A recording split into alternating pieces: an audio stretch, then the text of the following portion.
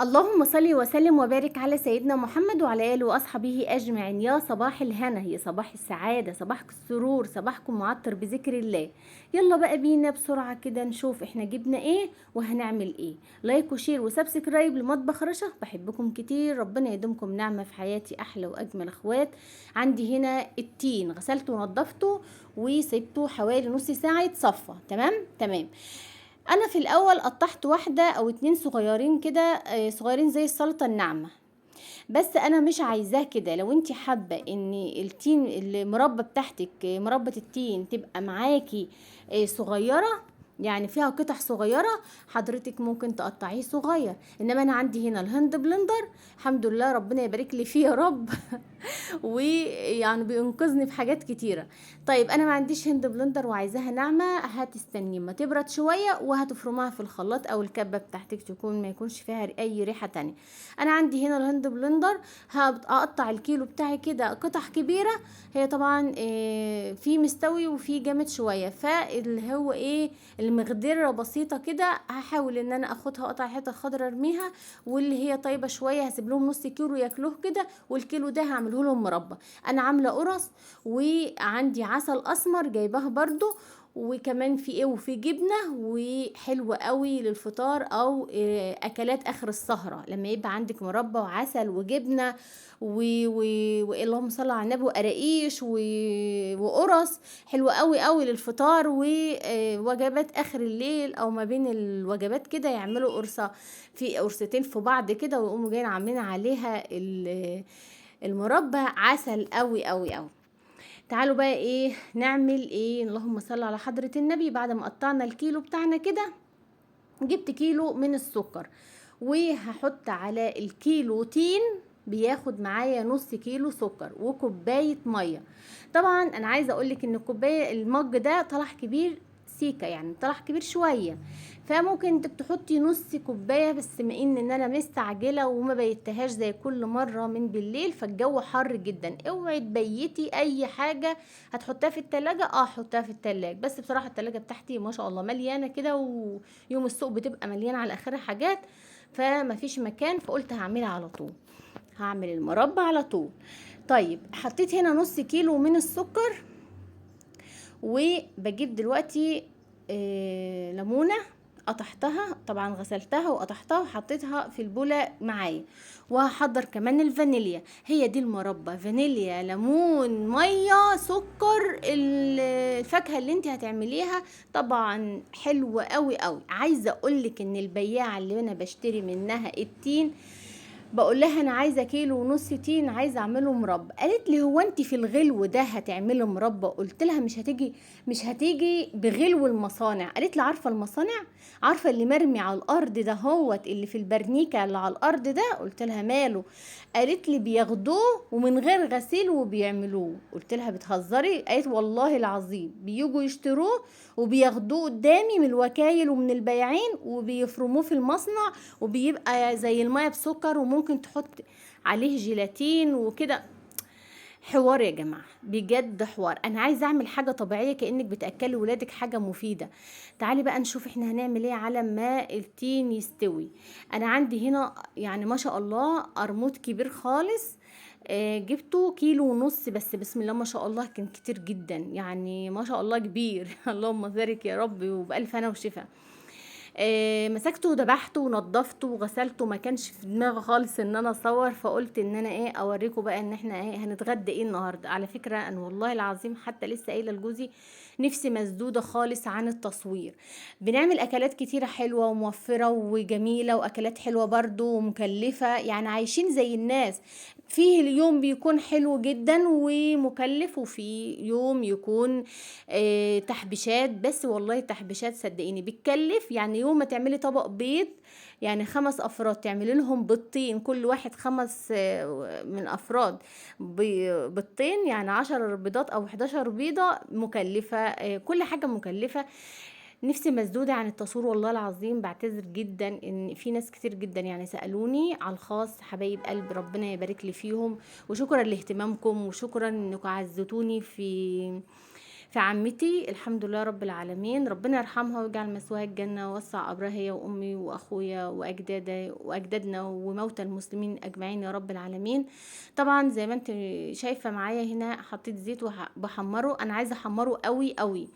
طبعا مش بنسى المربى زي ما انت شايفة معايا. عندي هنا قرنين من الفلفل الطويل اللي هو البارد. لقيت القرن يعني، لقيت الواحدة من الفلفل ده كبيرة شوية، بعد ما خرطتها ما شاء الله لقيت كتير، فقلت ما احوش بقى الصغير شوية ده. بسم الله ما شاء الله. عايزه اقول لكم يعني اليوم ده بتاع السوق اللي هو يوم عندي يوم الجمعه يوم اجازتي، بنزل السوق. عايزه اقول لك الفلفل ب15 جنيه، القراميط ب45 جنيه، الكيلو ونص ب65 جنيه. اللهم صل على حضرة النبي. طبعا الطماطم غلت تاني، يعني كان في حد بيسألني ويقول لي اخزن الطماطم امتى؟ التخزين يا جماعة كان اول الفلاحين ما بدأت تطلع الطماطم كانت بال3 ب10 وال4 ب10، واوقات نجيبها ال3 ونص ب10. فانا في الوقت ده انا خزنت طماطم الحمد لله، خزنت كام طبخة كده هينفعوني برضو يوم ما اجي اعمل اكلة ولا حاجة. طبعا انا بخف في الاكلات الصلصه كتير جدا الايام دي، بس اللي طلبت القراميط شوشو بنتي شيماء بنتي هي اللي طلبت القراميط وقالت يا ماما انا عايزه اكل قراميط. قلت لها حاضر هجيب لك قراميط بس كده. اللهم صل وسلم وبارك على سيدنا محمد. عندي هنا الصلصه اللي هي توم وبصل وطماطم ومتسبكه وجاهزه زي ما انتم عارفين يعني. وزي ما انتم شايفين معايا هنا كده انا حمرت القراميط اهو، القرموط بتاعنا ده. اللهم صل وسلم وبارك على سيدنا محمد. كان في سؤال بيقول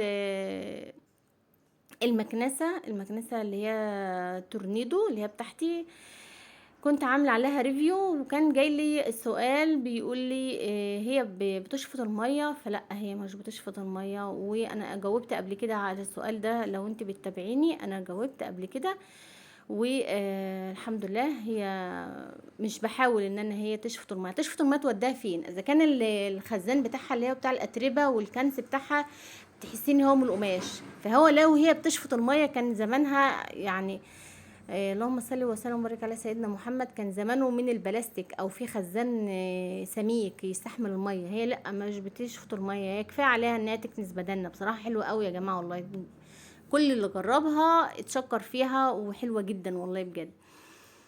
ربنا يسعدكم، وكل اللي في نفسه حاجة يجيبها ويحققها، وبالصبر هتجيبي كل حاجة، واللي بيتمنى حاجة ان شاء الله ربنا يحققها له وينجح الثانوية العامة. اللهم امين يا رب العالمين، لان خلاص غايب يومين ونتيجة الثانوية العامة تظهر بإذن الله على يوم الحد او الاثنين كده بكتير خالص، لان الازهرية ظهرت. حطي بقى التوابل بتاعتك كلها اللي انت بتحبيها، حطي ورق لوري اشطفته كده وحطيته كده في الوسط بحيث ان ايه ياخد من الدنيا كلها، تاخد منه في النكهات كلها. هنحط شويه ملح صغيرين بما ان احنا محدقين او متبلين القراميط قبل ما تتحمر، وحبة خل كده. انا على فكرة مسرعة الفيديو وعلشان ما اطولش عليكم والله. احنا اساس النهاردة ان احنا هنعمل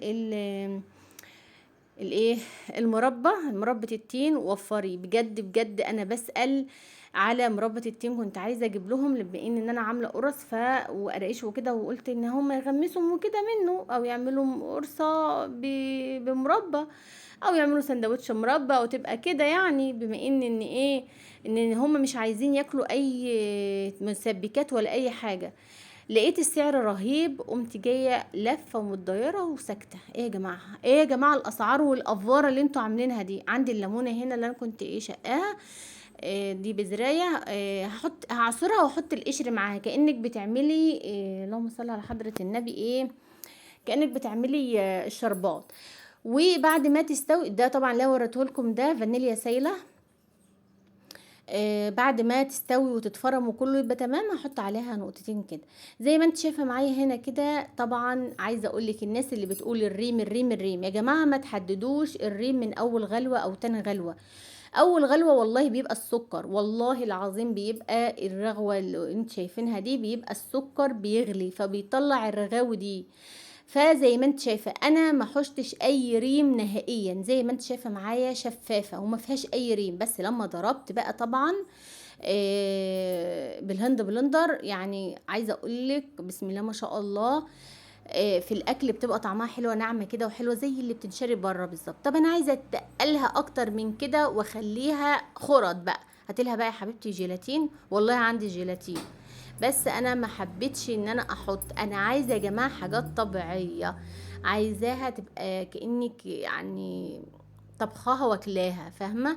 مش عايزه حاجه من اللي زي اللي بتتباع كده، هي احلى من اللي بتتباع بره. عايزاها حاجه طبيعيه لولادك كده وما يضرهمش في حاجه، لان احنا طبعا في الصيف واقل حاجه معدتنا حساسه.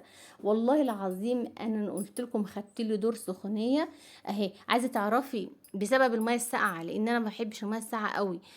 عايز تعرفي ان هي تقيله واتسبكت ولا لا؟ هتلاقي الحروف بتاعتها بكبكت كده، وتجيبي المعلقه وتمشي ايدك عليها زي ما انا مشيت كده، هتلاقيها ما بتروحش لبعض. خلاص على كده هي استوت وبقت تمام التمام.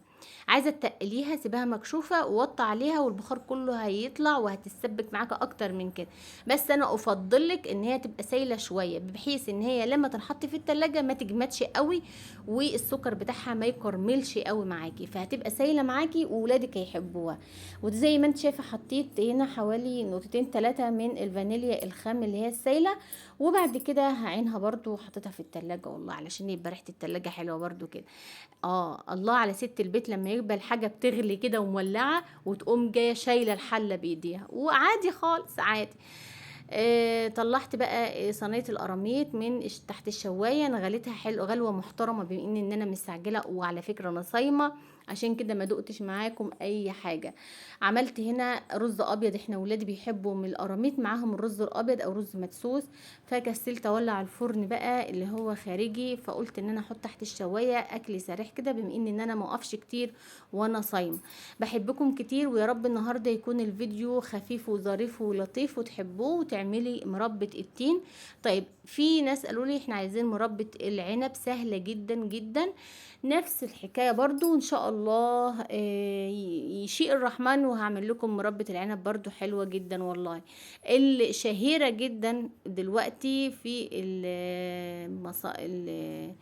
السوق والسوبر ماركت قدامي هي التين اللي لفت نظري، اللي هو احنا اعتبر في موسمه والناس بتبيعه بنفس الغلو اخر السنة. حرام بجد بجد، عايزة اقول للتجار حرام اقسم بالله. النهاردة انا بسأل على اسعار ماشية اقول حسبي الله ونعم الوكيل في كل مستغل، في كل مستغل. يمكن احنا حلوين شوية عن غيرنا، يمكن احنا يعني مستورين شوية، ويا رب يجعل كلنا مستورين. شايفين القوام نازل عامل ازاي؟ جميل جدا جدا. تعالي بقى ايه بنفس الايد، بنفس الايد سخنه يا بنتي، يا بنت هتودي نفسك في مارينا. يلا نجيب بقى اي حاجه كده نمسك بيها، وبعد كده نفضي. هنعملنا ايه من الكيلو من التين اللي هتحطيه قدامك وانت بتشاهدي التلفزيون، هتشيليه هيتاكل في غمضة عين؟ لا ده بقى هيتغمس بيه بقى القراقيش بقى قراقيش على فكره بعملها طريه مش ناشفه قوي، كانها زي القرص من عجينه القرص. والقرص ولو مفيش حاجه قرص خالص هتعملي سندوتش كده ولا تغمسي كده منه الايه العيش. لايك وشير وسبسكرايب، واشوفكم في فيديو جديد.